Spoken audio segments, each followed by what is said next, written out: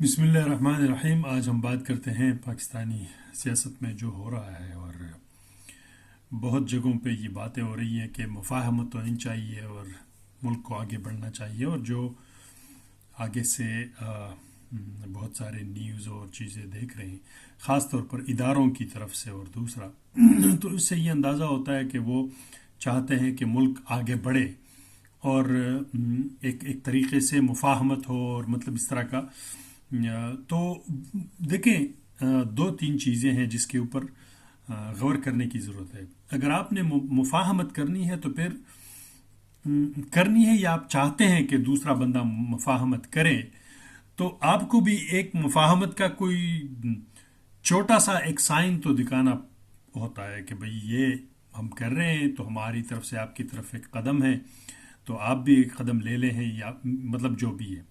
अब देखें, एक तो इलेक्शन से पहले से आपको पता है, सबको पता है कि सिंबल कैसे लिया गया, लोगों के कागजात कैसे छीने गए और आगे मामलात कैसे हुए। अब देखें, अब आप वो रिजर्व सीट से उसके ऊपर भी आप अदालत पहुंचे हुए हैं। और वो मैं एक इनका एक हारा हुआ एमएनए है नून लीग का, कोई लतीफ़ है, पता नहीं क्या, मियाँ लतीफ़ जावेद है, वो कह रहे हैं कि ये जो सीटें इनको नहीं दी जा रही, तो ये भी पाकिस्तान तहरीक इंसाफ का मदद किया जा रहा है। अजीब अजीब से मंतक है इनके। मतलब वो कह रहे हैं कि ये उनको, जब ये सीटें नहीं दी जाएगी तो उनका एक अच्छा बयानिया बनेगा फिर सियासत में। ये मतलब नॉनसेंस है। हालांकि इनके वकील और रियासत के ये वहां पर पहुंचे हुए हैं और वो उन सीटों को नून लीग या जरदारी अपनी तरफ लेने के लिए इलेक्शन कमीशन पहुंचे हुए हैं। लेकिन इनके अपने बंदे ये कह रहे हैं कि ये सीटें, मखसूस नशिस्तें पीटीआई को ना देकर ये पीटीआई का बयानिया बनाया जा रहा है और उनका एक सियासी मदद किया जा रहा है। यार मैं हैरान हूं, ये कितने डीठ हैं इनके, ये कैसे कैसे लॉजिक बनाते हैं। अजीब।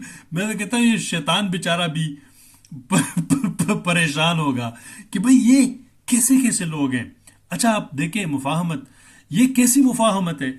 आप मेरे घर पे डाका डाल के और मुझे नुकसान पहुंचाओ और उसके बाद मुझे कह दो कि आओ मेरे साथ मुफाहमत करो। और अगर आप मेरी बात नहीं मानते हो, अगर आप जो मैंने चोरी किया है या आप मेरा तस्लीम नहीं कर रहे हो, तो आप मुफाहमत नहीं कर रहे हो। अगर आप अपना हक मांग रहे हो, वो भी बजोर नहीं, आपने मेरे से मतलब बजोर शमशीर छीना हुआ है। ये मतलब जाके कागज पे लिखा है इलेक्शन कमीशन ने फॉर्म 49 में कि ये बंदा जीत चुका है। बाकी हर तरफ से वो हारा हुआ है। लेकिन वो फॉर्म, तो ये जोर है ना, एक ताकत के बलबूते पे आपने एक एक बंदे से चीज लिया है। वो आपको ताकत के बलबूते पे आपसे नहीं वो कर रहा, अदालतों में जा रहा है, अपना एहतजाज कर रहा है, पार्लियामेंट में मांग रहा है, तो आपको ये भी कबूल नहीं है। और आप कह रहे हैं कि आप मुखालिफत कर रहे हो और आप कि ये मुखालिफत अच्छी बात नहीं है। और वो जो कई ऐसे एंकर, बोलना भी उनको सहाफ़ी बहुत अच्छा नाम होता है, लोग बड़े बड़े काम करते हैं। आप गजा में देखें, दर्जनों सहाफ़ी शहीद हो चुके हैं, सिर्फ और सिर्फ सच को दिखाने के लिए वहां जाते हैं। और वो एक एक मुतय्यन, मतलब एक यकीनी मौत की तरफ जाते हैं और वो काम करते हैं। ये पाकिस्तानी सहाफ़ी और ये जो बहुत सारे हैं, 70% 90% तो ऐसे ही है सहाफ़ी है, बस कुछ आगे पीछे जाके कोई स्टोरी बना के। मैं वो मंसूर अली खान की बात सुन रहा था, कहता है मुझे किसी ने कहा कि इमरान रियाज खान चाहते हैं कि आप आएँ और उनसे मिले, वो आपको कुछ कहना चाहते हैं। तो पता है वो अपने कमेंट्री में क्या कहता है? कहता है मैं तो स्टोरी लेने के लिए कहीं पे भी जाऊं।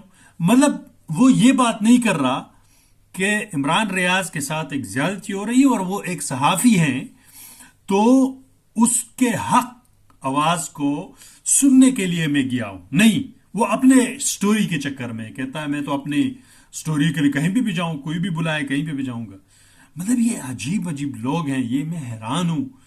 ये सहाफ़ी कैसे बनते हैं ये दूसरे, और इनके अपने, और अजीब किस्म की एक मंतिक और एक कहानी चल रही है कि मेरे साथ मेरी बात मानो, जो आपका हक है वो मुझे दे दो, तो ये आपका मुफाहमत है और आपकी मुहिब वतनी है। अगर आप अपना हक मांगोगे तो आप मुहिब वतन नहीं है, आप मुल्क को आने नहीं जाने देते, आप सिस्टम को आगे नहीं चलाने दे रहे।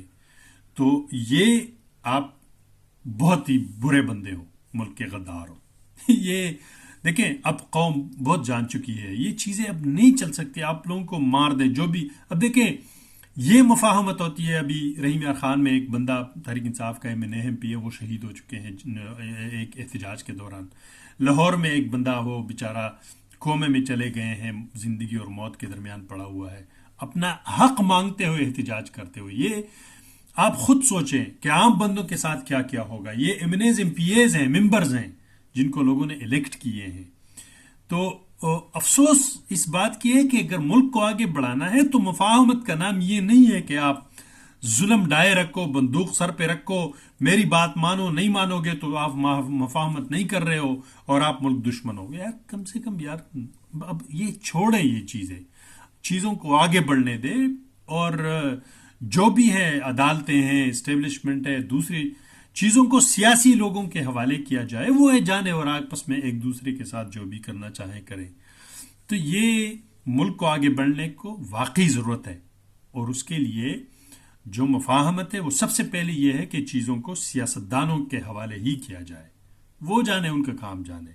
अदालत को भी एक तरफा नहीं होना चाहिए, इलेक्शन कमिश्नर को भी, इस्टेब्लिशमेंट की अगर उसमें है वो सबको साइड लाइन होना चाहिए और चीज़ों को सियासी लोगों के हवाले करने चाहिए। एहतजाज करते हैं, जो मर्जी करते हैं, वो अगर आप जिन लोगों को सियासी, जिनको वोट नहीं मिले, 15-16 सीटें उनके, वो हुक्मरान बनते हैं, तो वो जाहिर अवाम के एहतजाज के सामने तो नहीं टिक सकते। अगर वो जिनको आपने हुक्मरान बना दिए और वो आगे मुल्क को नहीं चला सकते, वो अपनी हुकूमत भी नहीं बचा सकते, वो सियासी तौर पर लोगों को जो है ना वो तहम्मुल में नहीं ला सकते और उनके साथ बात नहीं कर सकते और मुल्क को आगे बढ़ा नहीं सकते, तो वाकई फिर ये लोग इस काबिल नहीं है कि उनको ये मुल्क हवाला किया जाए। ये मतलब अब आप और क्या कर सकते हो? सब कुछ तो दे दिया है, उसके बाद भी अगर वो नहीं चला सकते और उनका है, तो इसका मतलब ये है कि वो नहीं चल सकते। अगर वो नहीं चल सकते तो ऐसे लोग फिर मुल्क को चलाने के लायक नहीं है, वो इस काबिल नहीं है। फिर छोड़ दे सियासी लोगों के रहम करम पर, वो जाने, उनका काम जाने। 10 दिन टिकती है हुकूमत, 50 दिन टिकती है, 5 साल टिकती है, वो फिर उन पे छोड़ दें। लेकिन वर्कर्स पर, जमहूर पर, अवाम पर, इस मुल्क के बाशिंदों पर सिर्फ इसलिए जुल्म करना कि वो एक इलेजिटिमेट, और मतलब जो अवाम ने उनको वोट नहीं दिया है, तो वो तो एहतजाज करेंगे कि हमने वोट नहीं दिया है भाईजान इस बंदे को, क्यों? तो और जिसको वोट दिया है वो इन अवाम का हक मांग रहे हो, उसको मारोगे या फिर उसको जो है ना जेलों में, और ये सारी तो बात, फिर मुल्क नहीं बढ़ेगा आगे। मुल्क बढ़ने के लिए, आगे के लिए, सबसे पहले तो ये सियासी क़ीदे वगैरह, ख़ासतौर पर औरतें, बच्चे छोड़ना चाहिए। मैंने सुना कुछ लोग वो पढ़ते हैं यूनिवर्सिटियों में, स्टूडेंट्स हैं, वो भी जेलों के अंदर पड़े हुए हैं, उनके सेमेस्टर साल ज़ाया हो गए। तो ये बहुत बड़ी एक जो है ना, मैं समझता हूँ कि सोचने वाली बात है। और बाकी सियासतदान है वो आगे एक दूसरे के साथ जाने, आप साइड लाइन हो जाएं, अदालत भी, इलेक्शन कमीशन भी, और सब कुछ। तो मुफाहमत तो सबसे पहले ये कि मखसूस नशिस्त से हवाला करें और उनके जो जेन्युइन मसाइल हैं वो सुन लिए जाए, जुडिशल कमीशन हो, जो भी चीज़ों को आगे बढ़ने चाहिए। इसी तरीके से मुल्क आगे बढ़ेगा और ये जुल्म की चीज़ें बंद होनी चाहिए। वाखिर दावान अल्हम्दुलिल्लाह रब्बिल आलमीन।